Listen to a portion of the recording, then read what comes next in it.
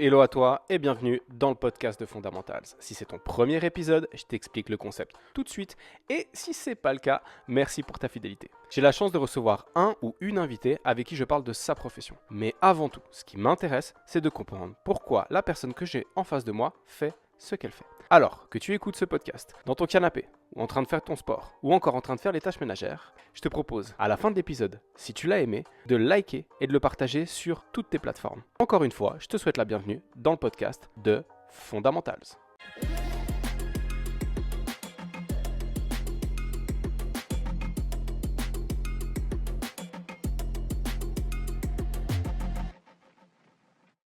Hello Capucine, bienvenue dans le podcast. Salut Ken, merci. Mais merci à toi d'avoir accepté l'invitation. Comment est-ce que tu vas? Ça va bien. Cool. Je viens de m'installer un peu en rush, mais ça va bien. Ok, cool. Capucine, pour les gens qui n'ont pas le plaisir de te connaître, est-ce que tu pourrais te présenter et nous expliquer ce que tu fais? Alors, je suis coach de kickboxing Ok, depuis un peu plus de 7 ans maintenant. d'accord. Et je suis une formation pour être personal trainer parallèlement à ça. Mhm, J'ai aussi suivi une formation pour suivre les gens euh, autour de la nutrition. d'accord. Et voilà, mon but, c'est de devenir complètement indépendante et de travailler là-dedans à 100%. D'accord. Aujourd'hui, le coaching en kickboxing, ça représente combien de pourcentage de ton temps de travail? Presque 40. Ok. Et du coup, les 60% autres, tu fais quoi? Alors avant, j'étais enseignante Mhm, et puis j'ai arrêté. ok, Donc, je suis au chômage pour 60% et d'accord. plus pour très longtemps en réalité. Ok. Et t'enseignais quoi? La science. Parce que j'ai un D'accord. background scientifique. En fait, je suis biologiste à la base. J'ai eu mon diplôme de biologiste à Montpellier, Ouais. mon master. Et je suis venue en Suisse pour réaliser une thèse en biologie moléculaire. Ok. Et c'est là où j'ai commencé à pratiquer le kickboxing parallèlement. Et dis donc, le kickboxing, ça a mieux marché que ma thèse. D'accord. Pourquoi, pourquoi le... Alors, initialement, pourquoi la biologie? Avant de démarrer sur ce que tu faisais, pourquoi est-ce que tu as choisi la biologie, ce domaine-là de la science?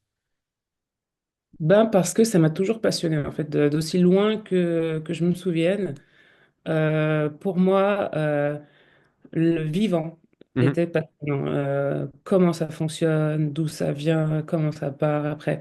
J'ai approché vraiment tout ce qui est nature, animaux, fonctionnement du vivant de toutes sortes, avec une très grande curiosité dès le plus jeune âge. mhm. Et ça m'a jamais vraiment lâché en fait. Et c'est vrai que très tôt, je me suis dit, moi, je serais une grande chercheuse en biologie. Ok. J'avais vraiment ce rêve-là depuis ma petite adolescence. Ouais, Ok. depuis. Et au final, pourquoi est-ce que... Bah, tu dis de la thèse, c'est moins bien passé que le kickboxing, mais pourquoi cette bifurcation? Alors, c'est pas une Mhm, bifurcation, disons que ma thèse, mon sujet de thèse était très complexe et a été mal géré et par moi et par mon directeur de thèse. Et parallèlement à ça, j'ai commencé le kickboxing parce qu'il me fallait un sport qui me plaise. En fait, j'avais toujours été sportive, mais j'ai jamais accroché un sport en particulier. Et quand je suis arrivée ici en Suisse, au début, première année, voilà, c'était un peu la découverte. Je faisais beaucoup la fête, je vais pas mentir, et puis je fais pas beaucoup de sport. c'est bon de faire la Mais fête aussi, hein. oui, c'est bien, c'est nécessaire. Mais voilà, il y a quand même ce côté-là qui me manquait parce que j'ai toujours été sportive et ça m'a vraiment manqué. Et disons que j'ai demandé à mon frère, qui lui aussi est un grand sportif, on a discuté autour de ça et puis il m'a dit, écoute, moi, je te vois bien faire, à l'époque, c'était du Muay Thai. Mhm, Et, je te vois trop faire de la boxe thaï, c'est vraiment fait pour toi, essaye. Et en fait, au début, j'ai essayé dans un club qui faisait de la boxe thaï et ensuite j'ai changé de club et je me suis plus tournée vers le K1 en ok. fait. Une discipline un peu différente. Donc en fait, j'ai fait ça en parallèle de ma thèse et je pense aussi que ça m'a un peu sauvé mon mental parce que la thèse était très compliquée à gérer et Et la boxe, ben, c'était vraiment quelque chose où j'y allais tous les jours. Et puis, ça me permettait vraiment de me recentrer, de récupérer de l'énergie et puis de me décharger en même temps aussi. Ok. Pour les gens qui voient pas forcément la différence entre Muay Thai et K1, tu pourrais nous expliquer quels sont les points similaires et les points divergents entre ces deux disciplines? Alors, les points similaires, c'est que la boxe thaï et le K1, c'est des sports de frappe, pied-point. Mhm, Donc, on utilise les poings et quand on dit les pieds, c'est souvent le tibia en réalité, même si le pied joue aussi. Et dans le Muay Thai, il y a aussi comment ça s'appelle? Ce qu'on appelle je me rappelle plus du nom, le clinch. le clinch, merci. Le clinch, donc qui est du corps à corps, Mhm, mais debout, pas au sol. Donc il y a du clinch, d'où sortent les projections, et il y a aussi des coups de coude. Et dans le K1, il n'y a pas de coups de coude. Il y a les coups de genoux, mais il n'y mhm. a pas de coups de coude et il n'y a pas de corps à corps. Ok. Donc voilà, quand même une grande différence au niveau technique. Ouais, ouais, clairement. Je vois bien la différence. Ok. Donc du coup, c'est la découverte du K1. Et sur ces 7 ans depuis que tu pratiques, est-ce que tu as combattu? Si oui, dans quelle fédération? Enfin voilà, un peu ton parcours de fighteuse. Alors ouais, j'ai combattu. J'ai fait une première année dans ce club de Muay Thai. Ensuite, j'ai changé de club et là, j'ai découvert mon coach, que certainement les gens doivent connaître, c'était Johan Congolo. Ouais, bien sûr. Et voilà, c'est quand il a commencé à... C'est juste avant qu'il commence à boxer au Glory. Mhm, Il avait une petite salle rue de Valentin à Lausanne. C'était vraiment tout petit. C'était vraiment, je sais pas, peut-être 30 mètres carrés. Et on était 30 sauvages dedans. Il y avait deux, trois filles, dont mhm, moi. Et bah lui, tout de suite, dès les premiers cours, il m'a proposé de combattre, en fait. mhm, Donc, je suis très vite entrée dans le milieu du combat. Euh, j'ai fait une carrière fulgurante. Disons, j'ai fait une carrière d'un peu plus d'un an, mais j'ai fait 13 combats. Donc, vraiment, c'était Wow. très, très intense, ouais. Ah ouais, c'est fulgurant, mais genre fulgurant.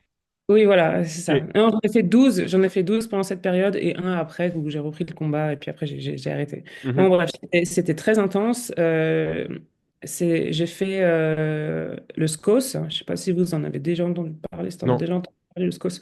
Moi, c'est une organisation suisse qui permet aux combattants de toute la Suisse de combattre ensemble. Donc, c'est un tournoi qui s'organise autour de plusieurs mois et autour d'un système de points. Donc, en fait, quand on gagne, on a un certain nombre de points. Quand on Mhm. perd, on enlève. Et quand il y a des matchs nuls, on est à zéro. Ok. Et à la fin de tous ces combats, c'est les deux meilleurs au point qui vont combattre pour la ceinture, en fait, Ok. finale. Et donc là, moi, j'ai décroché la ceinture de championne suisse en 2013 avec ce tournoi. Solide. Euh, et parallèlement, j'avais fait un ou deux combats durant des galas, ce qu'on appelle des galas. Donc là, vraiment, c'est des soirées où, au début, on propose à des combattants plutôt amateurs de venir ben, combattre sur le ring. C'est très joli, c'est bien organisé, il y a des lumières, c'est assez chouette. Et puis, pour les main events, généralement, bah, c'est des combattants professionnels. Mhm. Ça, j'en ai fait plusieurs. J'en ai fait à Genève, j'en ai même fait un en Irlande, qui était Ok. chouette. Et voilà, ouais, ça a été mon parcours. Et ensuite, j'ai arrêté. Je pense qu'il y a eu un moment où c'était trop. Ça, plus la thèse, c'était trop. Donc, j'ai décidé de faire un enfant. Je me suis dit, tant qu'à faire. Eh, quitte à ce que ce soit le bordel, autant que ce soit le bordel, mais jusqu'au bout. Voilà, Ok. c'est ça. Il manque quelque chose. Donc, voilà, non. Enfin, en fait, pour remettre vraiment dans le Mhm. contexte, les combats, oui, ça a été beaucoup, c'était génial, hein. J'ai Ouais. vraiment beaucoup aimé. Je me suis vraiment révélée sur le ring. Jamais je ne projetais pas de combattre quand j'ai commencé ce sport. Je ne projetais pas du tout ça. Ça me met un peu tombé dessus comme ça. Les sparring, j'ai aimé. Et j'ai encore plus aimé être sur un ring parce que ben, il n'y a pas de retenue, quoi. Là, on peut vraiment frapper et pratiquer son sport avec quelqu'un qui est consentant, donc Mhm. qui est de se faire taper. Donc, c'est vraiment génial. Et donc j'ai aimé, mais c'est vrai que c'était très intense. Donc il y a eu un moment où j'ai voulu faire un break et effectivement, comme je suis tombée enceinte, ben là, c'était quand même la fin de ma carrière de combattante. Donc c'était vraiment très court et Mhm. très intense. Ok, d'accord. Qu'est-ce que, alors hormis le fait que tu t'es révélé hein, et toutes ces choses-là, euh, qu'est-ce que tu retires de cette année très intense en termes de combat, humainement parlant? Ben, il y a quand même une certaine forme de découverte de soi sur le ring. Euh, c'est assez difficile à expliquer, mais disons que moi, je suis quelqu'un qui est tout le contraire dans la vie. Pas que je suis pas une battante, mais alors je supporte pas les conflits. Euh, quelqu'un dans la rue commence à me chauffer, moi je m'en vais, quoi. Mhm, Je ne cherche pas du tout envie. C'est vraiment, non, non, laissez-moi tranquille, je m'en vais. Ça ne veut pas dire que je ne vais pas me défendre si on m'agresse, mhm, mais c'est vraiment pas quelque chose qui est dans ma nature profonde d'un conflit. Donc c'est vraiment, ça c'est juste pour mettre l'accent sur le fait qu'un combat, dans un sport de combat, c'est pas un conflit. C'est mhm, vraiment une pratique. Et c'est vraiment quelque chose de très particulier. Donc c'est vrai que je me suis un peu découverte en fait sur les rings. Et puis ça m'a aussi confortée dans mon idée que quand je suis devant, enfin comment dire, peut-être pas, je vais pas dire poussé à bout, mais quand je suis vraiment devant quelque chose où j'ai pas trop le choix, bah, j'ai une certaine forme de combativité qui se révèle et puis qui est très, très agressive. mhm, Donc, ouais, je pense qu'humainement, ça m'a permis de me dire, bah voilà, t'es capable de le faire, quoi. T'es mhm, capable de monter sur un ring face à quelqu'un que tu connais pas, de te battre jusqu'au bout, de revenir après le premier round. C'est toujours le plus dur, je trouve. C'est quand le premier round sonne et puis t'es crevé vraiment, et puis déjà après le premier round, mhm. surtout quand on est amateur.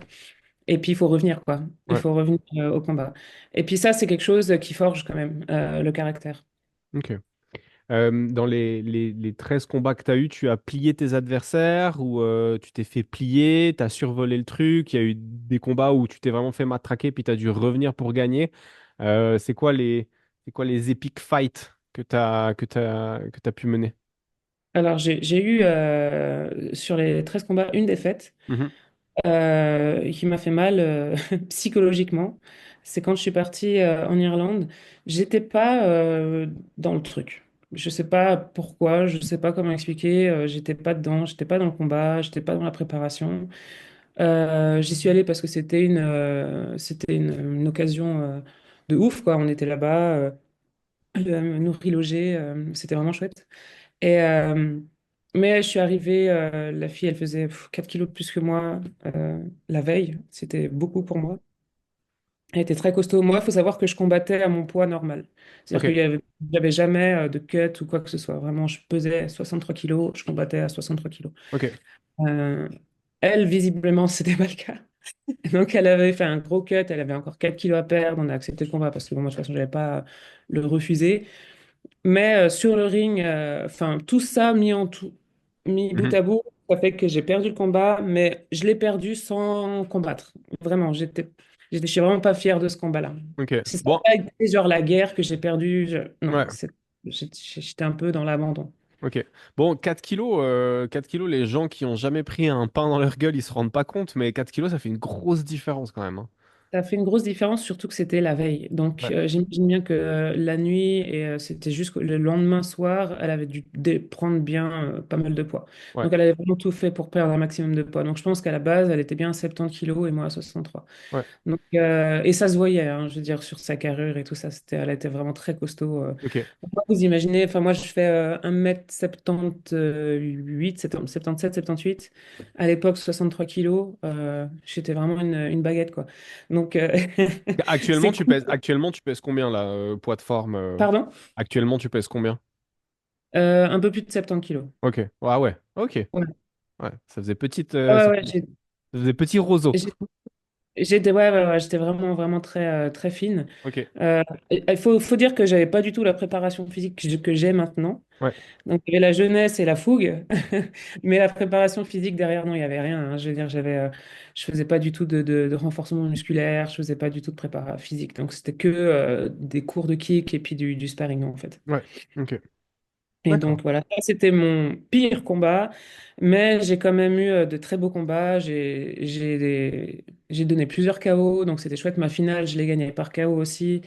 Donc il y a vraiment deux ou trois autres combats qui étaient hyper sympas, dont un, j'étais contre une femme. Bah, il faut savoir qu'à l'époque, le SCOS, bah, ça a changé maintenant.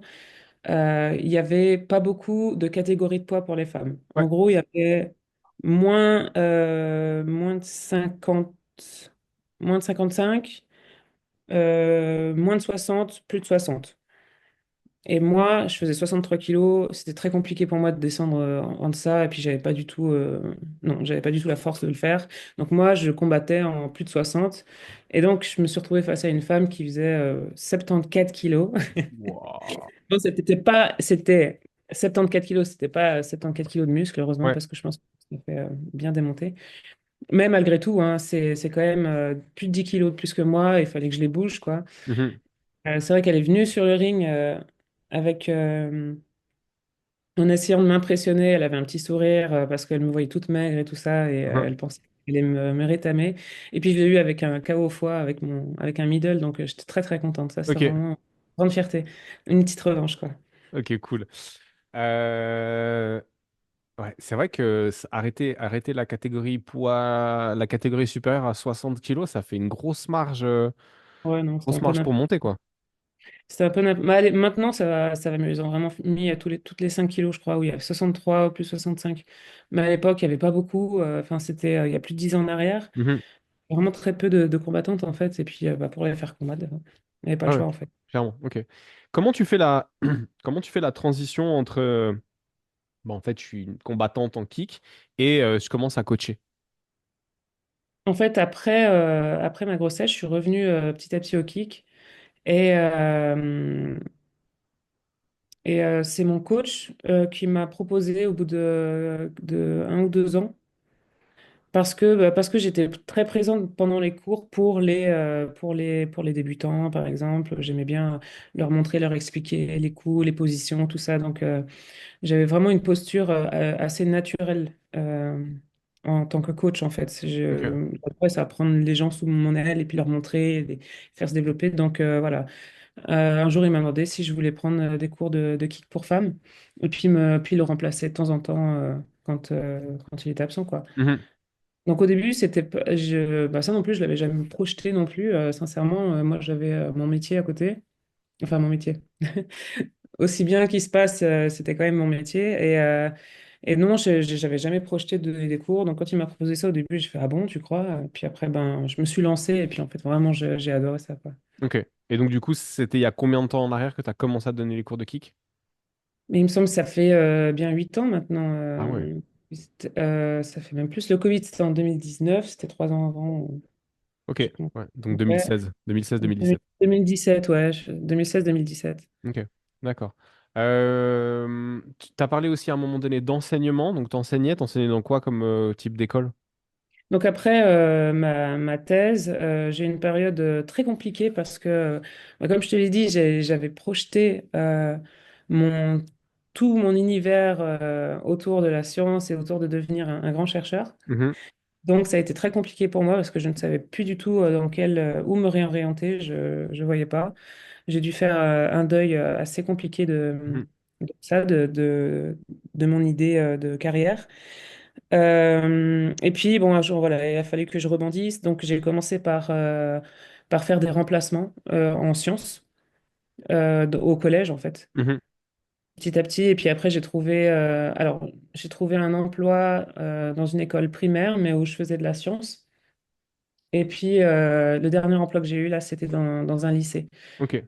Où principalement de la science, je faisais aussi un peu de physique, j'ai un peu touché à tout. Donc, j'ai pas eu de, de matière à proprement parler qui m'est dédiée, quoi. C'était principalement tout autour de la science. Ok. D'accord. T'as un garçon ou une fille? Un garçon. Qui a quel âge maintenant? 10 ans et demi. Ok. Ouais. Oh, ok. D'accord. Donc ça, c'est la première partie. Comment tu te décides à... Est-ce que tu... Alors, pardon, je reprends. Voilà, c'est bon. Tu donnes ces cours en kick, en groupe. Est-ce que tu as des demandes à un moment donné pour faire de l'individuel? Alors, au début, non. Ok, Ce qu'il faut, ce- je vais remettre dans le contexte, c'est que quand mes premiers cours que j'ai donnés, euh, c'était pas OK pour le grand patron de donner des cours privés aussi facilement, en fait. ok. C'était un peu, voilà, il voulait un peu tout gérer, avoir la main mise sur tout, donc c'était assez compliqué. Moi, de moi-même, je n'ai pas cherché forcément à le faire. Et ouais, quand je me pose la question comme ça, je ne sais même pas qui était ma première cliente ou quoi. Je ne me rappelle même plus de comment j'ai fait mes premiers cours privés. Mais ça a démarré à un moment donné. Ça a démarré à un moment donné. C'est une cliente qui m'a. Ah oui, je me rappelle. Ouais. C'est une cliente qui m'a contactée. Ouais, ça, y est, je me rappelle. C'était. Elle avait eu mon numéro par une des amies que j'avais au club. Mhm, Elle dit, ah bah, je te conseille Capucine parce qu'elle est très pédagogue et tout ça, donc elle m'avait un peu encensée. Et puis, ouais, je me rappelle, c'était ma première cliente. Et au début, justement, je ne donnais pas les cours privés à la salle parce que c'était compliqué. mhm. Donc, je venais dehors et tout ça. Et puis, je devais trouver un autre endroit pour donner les cours et tout ça. Ouais. Ok, d'accord. Puis après, c'était surtout du bouche à oreille. Ça Ok. peut commencer comme ça. Et aujourd'hui, tu donnes combien de cours de kick par semaine et tu fais combien de coaching en individuel pour le kick? Aujourd'hui, mes cours, je donne pas de cours de kick, je donne Mhm. cours femmes, Box femme? collectif. Ouais. Ok, Parce qu'il n'y a pas de cours de kick dans la salle où je suis ok, pour les femmes. Donc j'en donne 2 par semaine et j'ai une moyenne de 6 cours privés par semaine. ok, Mais d'accord. par exemple, il y a 2 semaines, j'étais très occupée parce que ben, j'avais un stage et c'est en fait une cliente qui me prend sur une semaine un cours par jour. Et donc sur une semaine et un cours par jour. Donc ça fait un stage très condensé. Mhm. Et ben, donc là, forcément, ça augmente. Donc, des régulières, j'en ai 6. Et puis après, ben, chaque semaine, il y en a des occasionnels, en fait. Ok, d'accord. Tu préfères le coaching, l'enseignement en individuel ou en groupe? Hum, C'est très différent. Ce que j'aime dans le coaching individuel, c'est le suivi. Mhm, Euh, c'est, euh, c'est- ben, un coach, c'est quelqu'un qui est proche aussi de la personne, qui peut être là en fonction de son mental, enfin, est là comment on dit? C'est quelqu'un de, c'est presque un thérapeute en fait. Il y a un petit côté, il y a un petit côté thérapeute, c'est-à-dire que je n'englobe pas uniquement que le physique. mhm, Il n'y a pas uniquement que de l'amélioration physique ou technique ou quoi que ce soit. Il y a aussi beaucoup euh, de, de, de morale, en fait. Je suis un peu un coach mental aussi, hein. mhm, C'est-à-dire que les gens peuvent venir s'exprimer de ce qu'ils vivent dans leur vie, et puis ça a un lien direct avec comment elle va se passer la séance, quoi. mhm. Donc là, c'est vraiment quelque chose que j'aime beaucoup avec les coachings privés. En coaching collectif, en cours collectif, c'est très différent parce que ben, c'est vraiment très concentré sur la technique, sur le physique et tout ça. Il y a une énergie globale qui sort de là, qui est très, très satisfaisante. Quand il y a des personnes qui sont très, très impliquées, ça donne une bonne énergie au groupe. Et je ne pourrais pas dire lequel je préfère. C'est vraiment différent. J'aime bien associer les deux. Ok. Donc, il n'y a pas forcément un truc que tu préfères, mais ils ont des avantages et puis bon, des inconvénients tous les deux. Mhm. Ok. Euh, Pourquoi tu as décidé du coup de faire une formation de personal trainer? Bah, je trouvais qu'il me manquait des outils, en fait, pour suivre dans la globalité mes clientes. Par exemple, moi, je faisais un peu de renforcement musculaire dans mes cours.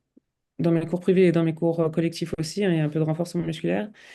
Donc c'est basique. C'était pas faux, mais c'était basique. Et je me suis dit que je pouvais apporter plus, et Mhm, surtout dans le coaching privé. On me demandait parfois, ah, mais en salle, qu'est-ce que je peux faire et tout ça. Et puis moi, je pouvais pas leur répondre. Euh, Moi, je ne faisais pas de salle. Donc avant, je faisais pas de fitness. Ça fait très peu de temps que j'ai commencé. Ça fait un an et demi. mhm, Et Donc c'était compliqué pour moi de leur dire, ah bah tu peux faire ci ou faire ça. Enfin, voilà. Donc je préférais rien dire et puis dire, ben va là-bas et puis regarde s'il y a quelqu'un qui peut t'aider dans ce domaine-là parce que moi je suis pas compétente. Donc voilà, moi j'avais vraiment un manque de compétences de ce côté-là et maintenant que je suis à la formation, je me rends compte à quel point c'était vrai et à quel point maintenant je peux proposer des choses beaucoup plus complètes à mes clientes, quoi. Mhm. Bon, c'est une grande preuve d'intelligence hein, de savoir dire je sais pas et va vers quelqu'un qui sait. Bah, disons que je sais que la blessure arrive en sport. Oui. Et je veux surtout pas être celle qui abîme, en fait. Mhm. Moi, j'ai la chance, jamais aucune de mes élèves ne s'est blessée avec moi.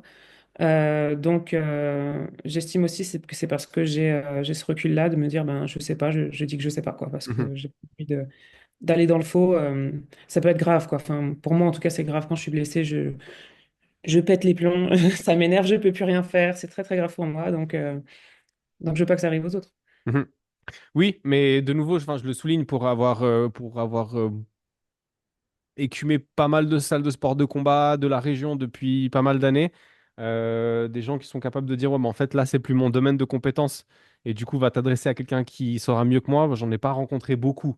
Ouais, Et j'ai vu beaucoup de coachs de striking ou de préhension s'improviser préparateur physique. ouais, Alors que, bah non, en fait, c'est juste deux métiers qui sont complètement différents. ouais, bien sûr. Mais c'est vrai que préparateur physique, ça, c'est des choses qui, bah, particulièrement dans les sports de combat ici en Suisse, ça manque. D'accord? Parce que moi, je prends mon exemple, ben voilà, je faisais 63 kilos, j'avais aucune préparation physique en vrai. Mhm. Hein, j'aurais pu m'armer un peu mieux. D'ailleurs, je me suis blessé le ménisque aussi pour ça, parce que j'avais pas la densité musculaire nécessaire ou pour me protéger par rapport aux coups que je mettais et que je recevais, quoi. Mhm. Donc c'est vrai que, et au niveau cardiovasculaire aussi, il me manquait. Donc j'aurais pu aller plus loin. Bon, moi, j'avais pas dans l'optique d'aller très loin avec les combats, donc c'est pas un problème. Mais pour ceux qui veulent aller plus loin dans les combats, au bout d'un moment, ça manque vraiment une bonne préparation physique. Mhm. Euh, Tu penses que c'est vraiment pour performer à plus haut niveau, tu penses que c'est vraiment une nécessité la préparation physique? On peut peut-être pas juste s'arrêter sur la pratique du sport à proprement parler, même si elle doit sûrement rester majoritaire. Moi, j'ai vraiment l'impression que c'est nécessaire, ouais. Ok. Bon. Disons que quand on est sur le ring et tout ça, et quand on fait un combat, c'est beaucoup plus intense que quand on est en sparring. Mhm. Donc, ce niveau d'intensité, même si on fait beaucoup de sparring, bon, après, il y a des sparring qui sont particulièrement lourds et tout ça, mais dans l'idée, on va pas faire un sparring aussi lourd qu'un combat. Enfin, je veux dire, on va pas s'abîmer, c'est pas l'idée. Ce serait un peu Donc, con, ouais. ouais, voilà. Donc, en fait, moi, je pense que ce niveau d'intensité, je ne l'ai jamais retrouvé que sur un ring, quoi. Vraiment, Mhm. ça brûle, tu as envie de vomir, tu peux même pas boire une goutte d'eau parce que enfin, tu peux plus rien ingérer. Donc ça, je pense que c'est des choses, par exemple, dans une préparation cardiovasculaire compétente, ben, tu peux atteindre et tu peux connaître et tu peux avoir augmenté un peu ces capacités-là. Et pour ce qui est de la préparation musculaire, c'est pareil. Augmenter sa force de frappe, augmenter sa force de kick, augmenter sa force dans les jambes. Moi, je pense qu'avec la préparation musculaire, ça peut largement augmenter. Ce qui est compliqué à faire quand on fait que du kick, même si, bien sûr, ça développe la force. Mais je pense qu'on peut encore plus l'augmenter avec Mhm. la préparation physique. Bon, l'angle avec lequel tu vois ça, il est hyper intéressant. C'est vraiment ce truc-là. C'est en fait, si on cherche un niveau d'intensité similaire pendant les sparring que pendant le combat, on risque juste en fait de briser les combattants et de les blesser. Et Ouais, c'est donc, ça. à travers la préparation physique, on va pouvoir aller retrouver un niveau d'intensité à peu près similaire sans les risques de blessures dues au fait de se taper dessus, quoi. Ouais, exactement ça. Ok. Ah, c'est pas mal du tout comme, comme vision. J'aime beaucoup. Je la reprendrai d'ailleurs. On dira, ouais, ouais, c'est pas mal comme tu vois les trucs. Je Ok. te l'offre. Ah, merci. Ah, là, ouais, je prends, je prends, je prends. Mais Euh, aussi, quand on prend des coups aussi, par exemple, quand on prend des kicks au niveau des jambes, mhm. le fait d'avoir une bonne masse musculaire, ça protège quand même aussi Ouais. beaucoup. Parce que on peut pas tout le temps bloquer avec ses tibias parce que Mhm. ben, au bout d'un moment, les tibias ils souffrent. Mhm. Et donc, au bout d'un moment, on bloque avec ses muscles et plus on a de muscles, ben, plus on est fort pour bloquer aussi, Ouais, pour encaisser les coups et tout ça. ok. Euh, dans la manière dont tu te projettes dans l'avenir par rapport à la formation que tu es en train de faire, tu voudrais continuer à accompagner que des gens qui font du kick et leur proposer à côté de la préparation un peu plus spécifique, ou tu voudrais aussi accompagner des gens 100% dans le personal training et dans des objectifs divers et variés? Non, je voudrais aussi, j'aimerais. Le kick, c'est ma spécialité, donc c'est un peu ma valeur ajoutée. Mhm. Donc ça, je le mets en avant de toute façon et je le propose. Mais après, évidemment, s'il y a des clients qui n'ont pas du tout envie de toucher au kick, ça ne me poserait aucun problème de les suivre sur un point de vue tout à fait différent ou alors avec des objectifs tout à fait différents. Non, vraiment. Ok, d'accord. Euh, Aujourd'hui, bon, tu es quand même en activité depuis un petit moment. C'est quoi une valeur qui est importante pour toi et qui est satisfaite et nourrie à travers le travail que tu fais? Excuse-moi, ça a Ça a coupé, tu peux coupé? reprendre. Bien Ouais. sûr. Aujourd'hui, quelle est une valeur qui est importante pour toi et qui est nourrie à travers le travail que tu fais? Je crois que c'est la sororité. Alors ça, C'est on quelque l'avait chose que je encore jamais développe sorti. beaucoup à travers les liens que j'ai avec mes clientes parce que je suis principalement coach pour femmes et je trouve que c'est une valeur qui est trop peu représentée dans nos sociétés aujourd'hui pour plein de raisons diverses et variées. Enfin, pas vraiment diverses et variées, mais une bonne raison, c'est le patriarcat. Mais en tout cas, je pense que c'est une valeur qui est extrêmement nécessaire aujourd'hui pour les femmes et c'est quelque chose que je porte. Et bah, quand je rencontre une femme et que la fais devenir plus confiante, plus forte physiquement, plus forte mentalement, que je lui mets entre les mains en fait son propre potentiel, enfin que je lui montre en fait ce qu'elle est Mhm. capable de faire, jusqu'où elle est capable d'aller, ce qu'elle est capable d'apprendre. Pour moi, c'est rendre plus fort euh, une personne et puis donc c'est lui offrir quelque chose. Et pour moi, c'est ça la sororité. Ok, C'est-à-dire que je, je, je te montre ta force parce que moi, j'ai les possibilités de le faire dans ce domaine-là. Et puis ben, comme ça, t'es plus costaud et puis t'amènes d'affronter la vie, quoi, en fait, tout simplement. et casser les dents au patriarcat. Et que, oh, voilà. Et casser les dents au patriarcat. Au Je... passage, Au oui, passage. voilà. Ok. C'est la première fois, donc là on est, notre épisode, je crois que ce sera le 48e ou 49e du podcast. C'est la première fois, j'ai eu le plaisir d'interviewer plusieurs femmes.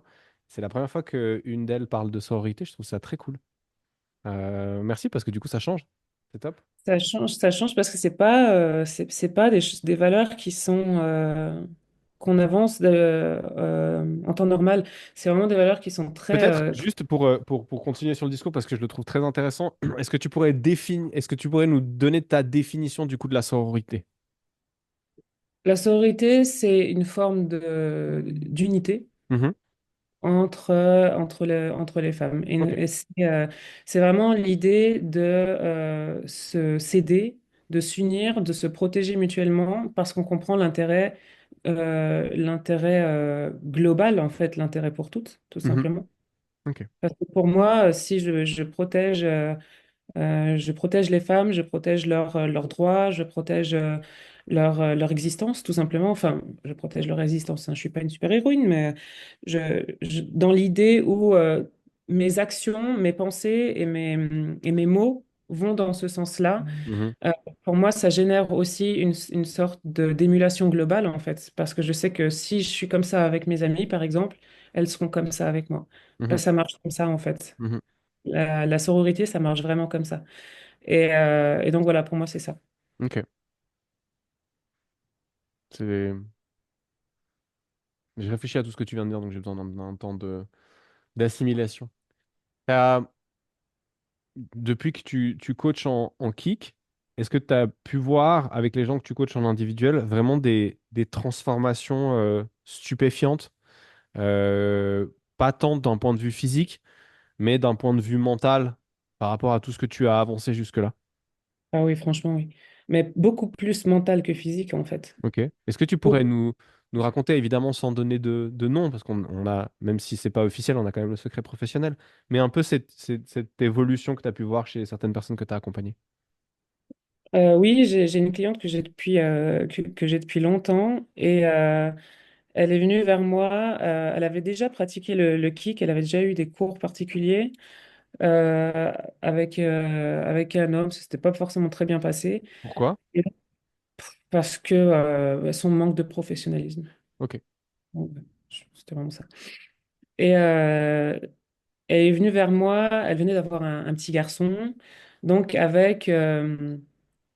avec tout un bagage, un bagage de postpartum, un bagage de femme, parce que quand on va faire un sport de combat quand on est une femme, ben c'est moins évident que quand on est un homme, parce qu'il y a toute cette idée autour des sports de combat et des femmes ben, qui sont pas forcément associées aux femmes. Et donc elle est venue avec tout ce bagage et puis elle m'a vraiment dit, voilà, moi, bien sûr que je veux une transformation physique, je veux retrouver mon physique, voilà, mais elle cherchait surtout comment dire, quelque chose à assimiler en fait, une compétence, Ok. voilà. Et maintenant, je peux dire, c'est une kickboxeuse, quoi. Donc, c'est vraiment ça, cette évolution. En fait, c'est vraiment l'idée d'acquérir des compétences et de se dire, ben voilà, elles sont à moi, en fait. Mhm. J'ai ces compétences. Donc, c'est vraiment un changement d'identité. Maintenant, c'est une sportive. Avant, c'était pas une sportive. C'était une femme qui venait au sport. Et puis maintenant, c'est une sportive. Donc, sa vie, une partie de sa vie, une grande partie de sa vie tourne autour du sport. Mhm. Ça lui fait énormément de bien. Ça lui a permis des changements de posture, en fait. C'est vraiment ça, c'est vraiment des changements de posture. C'est une transformation profonde, en fait, dans l'identité de la personne. C'est pour ça que je suis très attachée au kick, parce que c'est justement de développer ces compétences qui sont complexes, hein, des Ouais, compétences clairement. complexes et de venir mois après mois et de dire, ben voilà, moi je sais faire ça maintenant. Mhm. Je sais faire ça, ça claque, ça tape. En plus, quand on entend le bruit des coups sur les paos, c'est toujours hyper gratifiant. Et elles sortent de là avec, voilà, elles sont capables de faire ça. C'est moi qui ai fait ça, je tape. J'ai montré ça à mon mari, il a fait, ah, quand même. Et du coup, il Là, a j'adore. rangé, il a fait le ménage, il était Voilà. tout tranquille. Et oui, parce qu'il y a toujours ce petit truc, oui, bon, tu fais du kick, Ouais, mais c'est bon, vas-y. voilà, Il moi a aussi, je peux le faire, voilà, nanani. Et quand on voit les vidéos, ah, quand même, ça tape. Ah ouais, ça tape quand même, ouais. Ils sont toujours un peu, voilà, ils comprennent qu'en fait, c'est pas rien, quoi. Qu'il y a du travail derrière, qu'il y a une évolution, qu'il y a une acquisition de compétences. Et puis moi, je trouve ça génial. Bon, mais ça, c'est parce que c'est des mecs qui sont jamais allés dans une salle de sport de combat pour se taper contre des femmes. Qui se sont jamais Alors fait oui, et puis, qui se bah sont voilà, jamais c'est fait connu, hein, dérouiller les par des hommes, ils ont femmes. ce truc pardon? Parce que non, mais qui se sont jamais fait dérouiller par des femmes. Parce que moi, Déboîté par ouais, ouais, j'ai fait des sessions de sparring avec des femmes et j'ai pas honte de dire que je me suis fait vraiment, je me suis fait latter, quoi. Je me suis fait latter. Donc ouais, non, non, clairement. Ok. Mais bien sûr, enfin, je veux dire, au bout d'un moment, heureusement, j'ai envie de dire, si c'est C'est des femmes clair. qui pratiquent depuis des années. Ouais. Enfin, il y a aussi dans l'inconscient collectif l'idée qu'une femme, quand elle pratique du sport, c'est un peu moins intense, un peu moins complexe que chez un homme. Alors évidemment, on peut pas comparer la différence de force par rapport au poids. C'est clair, c'est net. Mais il n'y a pas que ça. Mhm. Il y a la technique, il y a l'investissement, il y a le La mental. tolérance à la douleur. Et oui, c'est vraiment ça, hein. La tolérance à la douleur, l'ego aussi peut jouer énormément. Si on a un ego un peu fragile et qu'on se prend un coup qui nous fait mal, et comment on va réagir? Mhm. Enfin, il y a énormément de choses qui sont mises en place quand on développe ce genre de compétences. Et puis, il faut rester humble, en fait.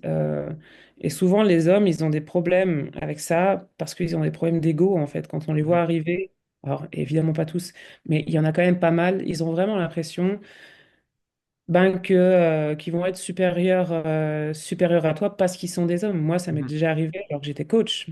Et quand je suivais un cours de kickboxing, c'était avant dans mon autre club, ça m'est arrivé qu'il y a un jeune, et il était tout novice en plus. C'est pour ça que je comprends pas. Enfin, c'est pas comme si tu savais, quoi. Non, il est venu vers moi avec une arrogance incroyable parce que ben, j'étais une femme et puis il a commencé à me taper fort dans les jambes.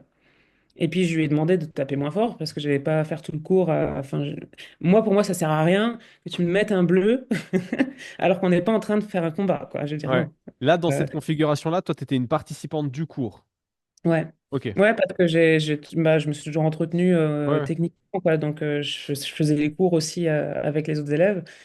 Et puis, ça me permettait aussi de travailler avec certains élèves qui étaient combattants et tout ça, de les pousser un peu, Mhm. de les corriger. J'adorais ça. Et puis, mais donc, du coup, des fois, je prenais des débutants parce que bah, les autres, ils voulaient pas trop les prendre. Et puis, moi, ça me permettait aussi de leur donner les premiers gestes techniques et tout Ouais. ça. Et de te perfectionner dans ton coaching aussi. Exactement. Ouais.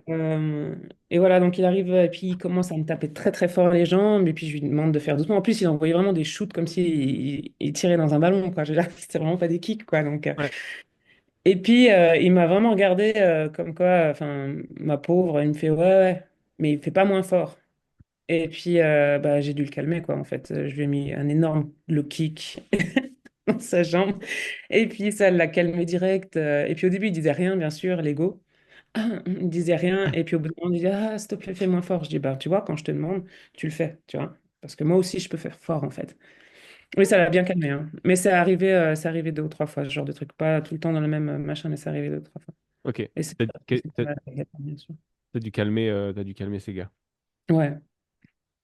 Ah ouais, ouais, il y en a. Maintenant, bien sûr, quand on arrive dans la salle, on me connaît, on sait que je suis coach et tout ça. Enfin bref. Et dans cette salle-là, ça m'est juste jamais, jamais arrivé. Mhm. Mais ça m'est arrivé 2 ou 3 fois dans l'autre salle, ouais. Ok. Bon. Mais c'est assez satisfaisant du coup de calmer, de leur Oui. montrer. Oui. Mais enfin, moi, j'ai fait plusieurs sessions de sparring avec des clients et aussi avec des potes parce qu'en fait, quand tu boxes, que tu sais un petit peu te débrouiller, tu sais toujours, tu sais pas pourquoi, mais il y a des gens qui veulent te challenger juste pour voir ce que ça donne. Et ça m'est aussi eu arrivé, notamment avec un pote qui, bon, bah, ce jour-là, avait l'air d'avoir un truc Il avait l'air d'avoir besoin de faire sortir un truc qui allait pas. Et puis, on commence la session de sparring et le gars fait 1m90, tu vois. Moi, je fais 1m75, enfin, à côté, je suis un abo. Et le mec envoie des monstres patates de forain. Puis, je lui dis, écoute, calme-toi, vas-y, calme-toi. Non, non, mais c'est bon. Je dis, à la fin du premier round, je dis, écoute, redescends d'un niveau, quoi. Puis, il me fait, monte au mien. Je dis, bon, bah, ok, ça marche, il n'y a pas de problème. Ding, ding, ding. Et puis, je pense 10 secondes après, il était par terre parce que je l'ai chopé au foie avec un coup de poing. Et puis, bah, il s'est plié en deux. Puis, c'était fini, quoi. Ouais, ça les calme. Voilà. Bah, bah, voilà, t'as voulu que je monte. Bah, je suis monté. Mais Mais ok. il y a un côté fou quand même. Enfin, il y a vraiment cette audace en fait de se dire que on est forcément meilleur parce que parce qu'on est un homme plus grand ou quoi. Enfin, il y a tellement de choses qui prennent pas en compte. Bah, c'est un peu comme on dit, l'effet Dunning-Kruger, quoi. Quand on n'en connaît pas beaucoup, on a l'impression d'en connaître Ouais. énormément. Et puis quand on commence à vraiment toucher la matière, là, on se rend compte qu'en fait, on est loin, loin de Ouais. connaître Oui, et les puis choses. je pense que il faut se faire savater une première fois et puis comme ça tu comprends aussi la différence. Enfin, moi je me rappelle avoir croisé des mecs en salle ou des filles, tu dis bah ça paye vraiment pas de mine. Et puis après 3 minutes de round, ben, tu vois que ça paye de mine et puis ça paye de mine de ouf. Ah ouais, hein, ça c'est vraiment vrai, hein, enfin, l'habit ne fait pas le moine, hein, vraiment. Enfin, Ouais, ouais. vraiment, ça c'est vraiment ça, hein. Ça paye pas de mine. Il y a déjà des fois des gens, on les voit comme ça. Bon, après, quand on a une certaine expérience, on peut voir quand même dans l'attitude, peut-être dans le physique, qu'il y a Mhm. quelque chose. Moi, j'ai connu beaucoup de boxeurs tout maigrichons Mhm. qui envoyaient des missiles et qui étaient tellement puissants, quoi. Donc ouais, non, ça paye pas. On fait Mhm. bien attention après quand on connaît un peu le Ouais. milieu. Moi, Euh, c'est Ça peut c'est être ce que, surprenant. ce que je dis en général quand je vois un mec avec les oreilles en chou-fleur. Ouais. Je dis, C'est pas waouh, ça. c'est pas une bonne idée. Parce que à minima, il fait du rugby, puis le mec, il va te plaquer, puis il va t'étaler au Ouais, sol. voilà. Et à maxima, il fait soit du MMA, soit du Brazilian Jiu-Jitsu, puis ça va pas se finir de la meilleure des manières. Donc, Voilà, dans tous les cas, tu l'as dans l'os, quoi. dans, Donc, dans non. tous les cas, oreille en chou-fleur, tu l'as dans l'os. Ok. Euh, Par rapport à ce que tu fais aujourd'hui et la phase dans laquelle tu es, qui est voilà, un peu particulière, parce que c'est une phase de transition aussi, tu dirais que Ouais. c'est quoi le revers de la médaille de ce que tu as entrepris et ce que tu essayes d'entreprendre? Euh, S'il ben, y en a un. disons que moi, mon souci principal, qui est très personnel, hein, c'est le fait de me vendre sur les réseaux sociaux. Ça, Ok. c'est. Alors, je ne sais pas si c'est le revers de la médaille, parce que pour l'instant, j'en vois pas d'autres, mais c'est vraiment mon problème. Maintenant que je suis indépendante, que je vais devenir indépendante, que je suis en transition, bah, il faut développer Mhm. les réseaux. Et ça, c'est ma bête noire, hein. Je suis un peu de la génération d'avant, et du T'as coup, quel âge, Capucine? ben, 39. Ok. Ouais. Ouais, ouais. Ouais, année 80. Ouais. Ok. On n'avait Donc, pas du les coup, réseaux sociaux. pardon? On n'avait pas les réseaux sociaux. On n'avait pas tout ça. Alors, j'ai connu Facebook tard. J'ai mis trois photos, puis après j'ai arrêté parce que j'avais autre chose à foutre, quoi. Donc pour moi, ça, c'est assez compliqué. Donc c'est vraiment cette partie-là, la partie marketing qu'il faut gérer. Mhm. La partie vente et tout ça, je pense que c'est ma partie la plus compliquée. Et si je pouvais ne pas le faire, ça, et puis vraiment, genre jamais avoir affaire à ça, je choisirais ça. Mais j'ai Mhm. pas le choix. Ok. D'accord. Ça marche. Pourquoi en fait ça te gêne? Au-delà du fait que d'un point de vue générationnel, c'est peut-être pas le truc, mais c'est quoi? C'est le fait de te mettre en avant qui te gêne? Alors oui, il y a ça. Le fait de me mettre en avant, ça me dérange. C'est vraiment à l'opposé de ma personnalité. En réalité, je suis quelqu'un d'assez solitaire et introverti, même si je ne le montre pas forcément quand je suis en société, parce que je suis quand même très sociable. Donc j'adore les gens, mais je peux être aussi très retirée chez moi et puis euh, ne pas mettre en avant ma vie, ce genre de choses, ce que je fais. C'est vraiment quelque chose qui n'est pas naturel chez moi. Mhm. Donc, c'est le premier, mon premier problème. Mon deuxième problème, c'est d'être un peu perfectionniste. Donc, je vais pas poster ça, c'est nul, je vais pas nanani, ça, on s'en fout. Enfin, bref, il y a toujours ce truc-là. Donc, ça, il faut savoir que je travaille activement dessus en ce moment, très Ok. activement, parce que, il va bien falloir que je dépasse ça, parce que, objectivement, quand j'y réfléchis, bon, c'est pas ridicule, mais voilà, quoi. Il y a pas, quand je vois d'autres comptes, jamais je me dis c'est ridicule, jamais je me dis c'est inutile, même pour les trucs les plus ridicules et inutiles en vrai. Je regarde, je suis contente. Donc, donc voilà, il faut que je passe ce petit stade-là, ce grand stade pour moi, cette étape pour pouvoir avancer un peu plus Mhm. mon activité, quoi. Ok. Tu penses qu'en 2025, l'utilisation des réseaux sociaux est euh, une question qui se pose pas, il faut les utiliser? Attends, excuse-moi, c'est encore coupé. Tu Non, peux non, reprendre? t'inquiète, bien sûr. Je disais, tu penses qu'aujourd'hui, en 2025, les réseaux sociaux, l'utilisation des réseaux sociaux, c'est une question qui se pose pas, il faut de toute façon les utiliser? Je veux pas dire ça parce que je pense qu'il y a des personnes qui s'en sortent sans ça, avec le bouche à oreille, le fait qu'ils aient une,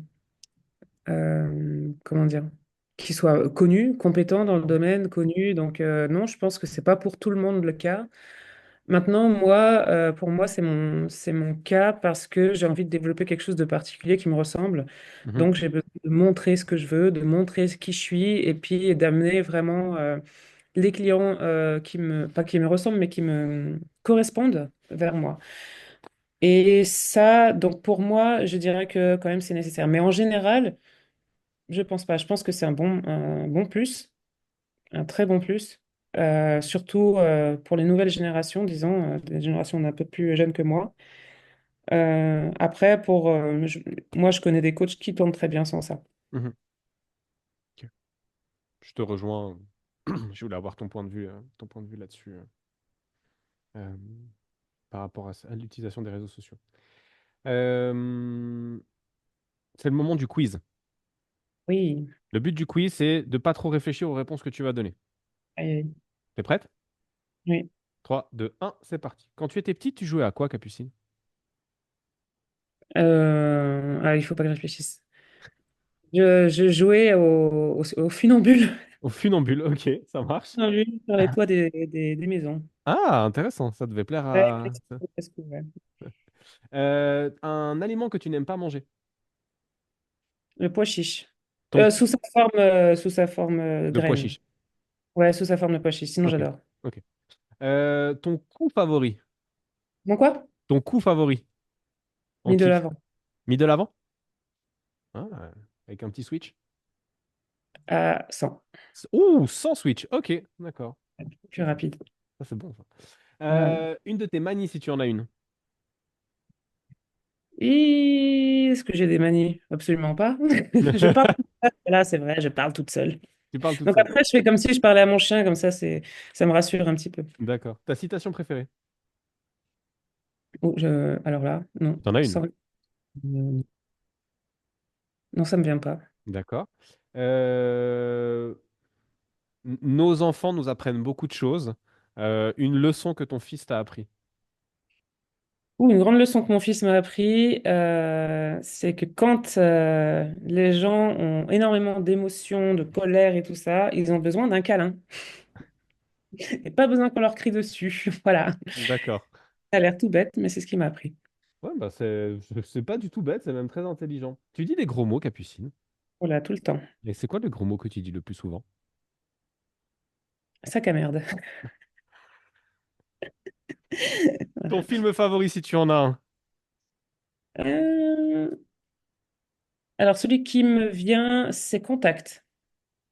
Oh, oh, ok. Tu Jodie connais? Foster, hein? Non, alors Non. pas celui-là, celui d'après. Ah, d'accord. Premier Contact, c'est peut-être le nom. Ok, d'accord. Non, alors ça me dit rien. Faudrait que je regarde. Je pense que si je vois l'affiche du film, mais c'est un film des années 90, non? Non, en fait, ils en ont ressorti un. Ah, ok. Bon, alors, je suis Ouais. pas du tout dans le tir. Bon, c'est Qui pas je- grave. Ce que tu aimes le moins dans ton job? Le marketing. Tu écoutes de la musique? Oui. La chanson du moment. Atlas de... Comment ça s'appelle? Attends, je te donne le nom tout de suite. Ouais, ouais, vas-y, vas-y.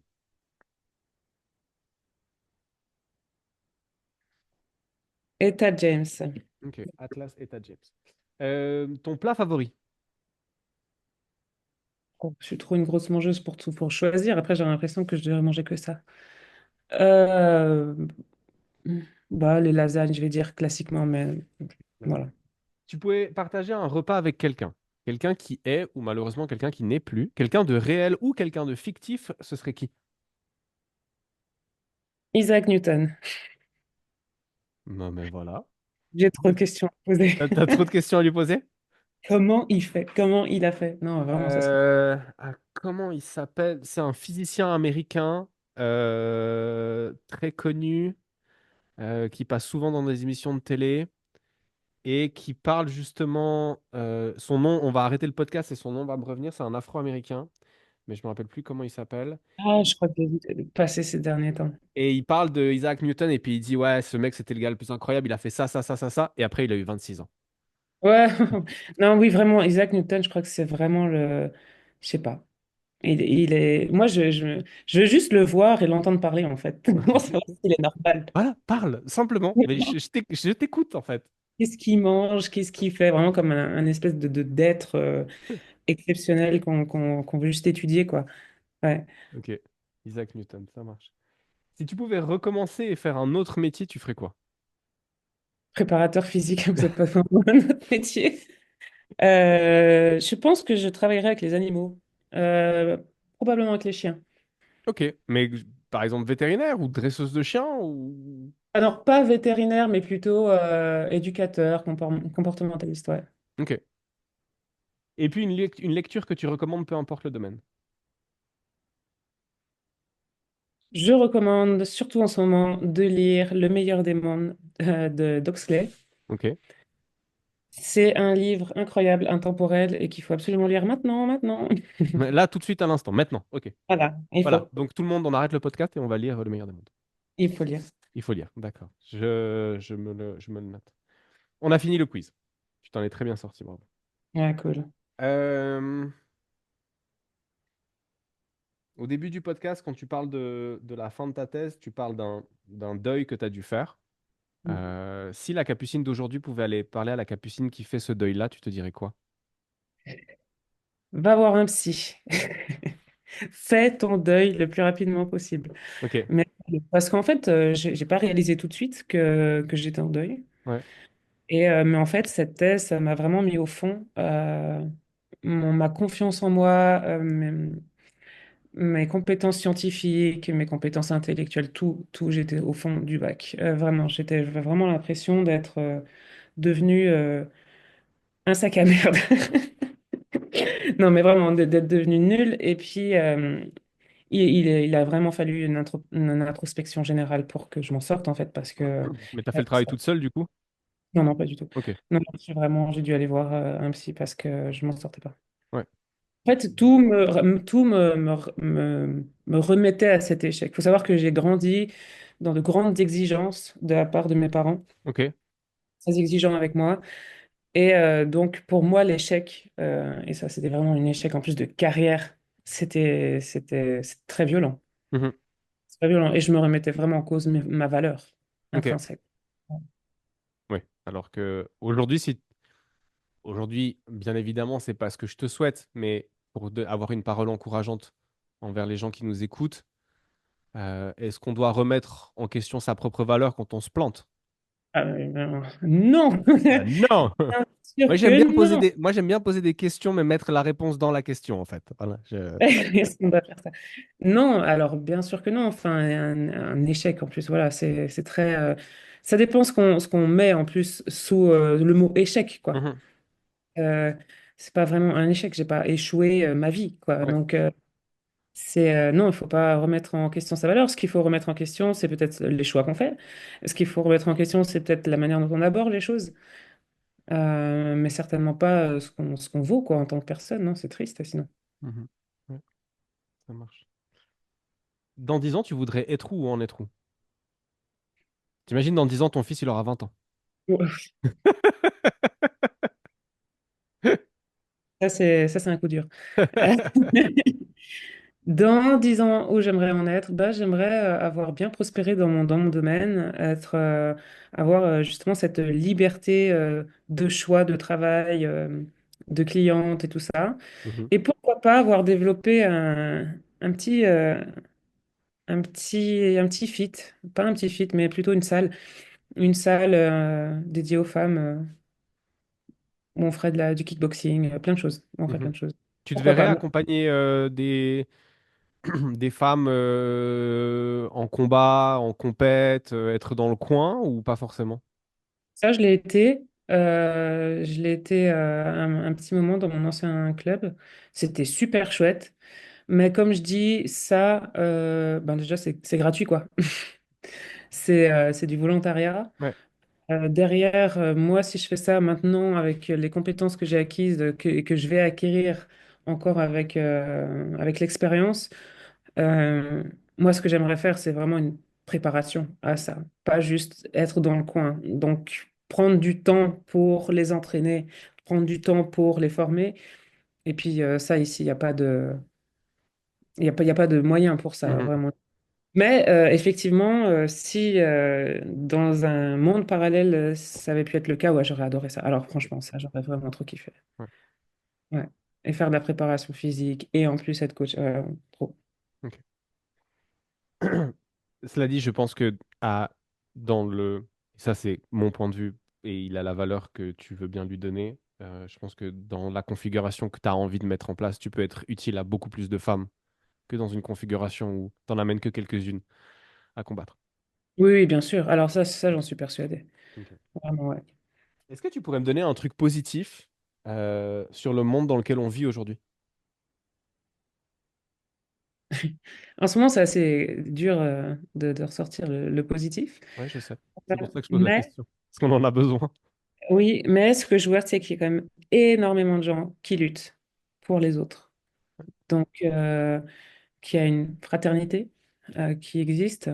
C'est dommage qu'il n'y ait pas justement ce mot un peu global qui englobe les hommes et les femmes, mais une unité en tout cas. Et il y a quand même énormément de gens qui luttent et qui militent pour les autres, c'est-à-dire pas pour leur propre intérêt, mais vraiment pour les autres, pour un monde un peu plus juste. Et puis ça, je me raccroche beaucoup à ça. C'est très encourageant en tout cas. Un dernier mot, Capucine, pour les gens qui nous auront écouté, quelque chose que tu as déjà dit et que tu aimerais redire, ou quelque chose que tu n'as pas encore dit et puis que tu aimerais partager avec les auditeurs, les auditrices et les auditeurs du podcast. Euh, Qu'est-ce que j'aimerais dire? Attends, laisse-moi une petite minute de Bien sûr. réflexion. Prends, prends. Euh,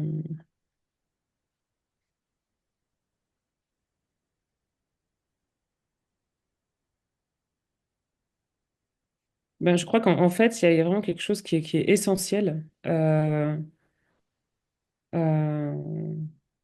pour nous en tant qu'humanité aujourd'hui, et c'est de veiller les uns sur les autres. Enfin, veiller les uns sur les autres. C'est vraiment d'essayer de se tirer vers le haut les uns les autres. Et moi, je pense qu'en tant que coach sportif, on participe à ça. On participe à améliorer la santé de quelqu'un, on participe à améliorer le mental de quelqu'un.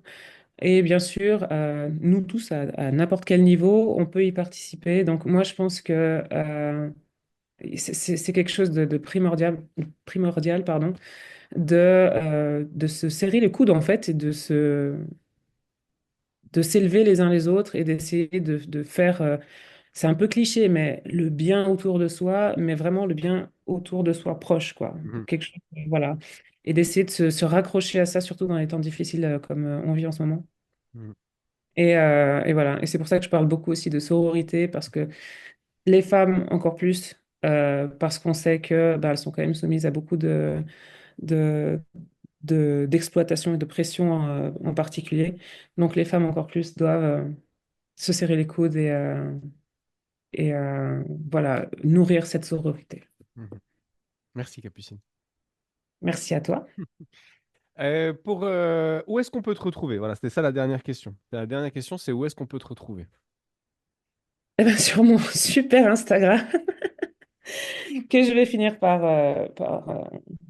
faire un petit glow-up. Mhm, Je vais faire un petit glow-up là en 2025. Donc sur Instagram, Capu Fit Strong et en salle, mhm, à Fight Factory à Lausanne. mhm. Et peut-être bientôt en salle de fitness, je ne sais pas encore où, On en mais, discutera. mais oui. Ok, Mais certainement bientôt en salle de fitness. Et voilà. ok, bah c'est parfait. Toujours Euh, me joindre sur Instagram pour des informations, des questions, quoi que ce soit. Je me fais ça toujours marche. un plaisir de répondre C'est cool. sur Instagram. Merci beaucoup, Capucine. Merci beaucoup pour ton partage. C'était très cool de discuter avec toi. J'aime beaucoup la vibes que tu amènes et les propos que tu as, c'est, euh, c'est bienveillant et c'est constructif.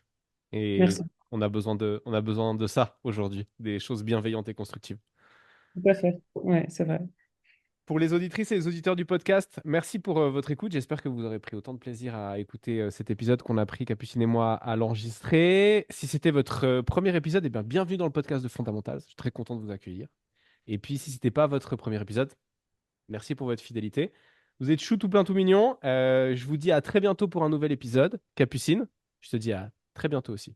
Ciao, ciao. Merci, à bientôt.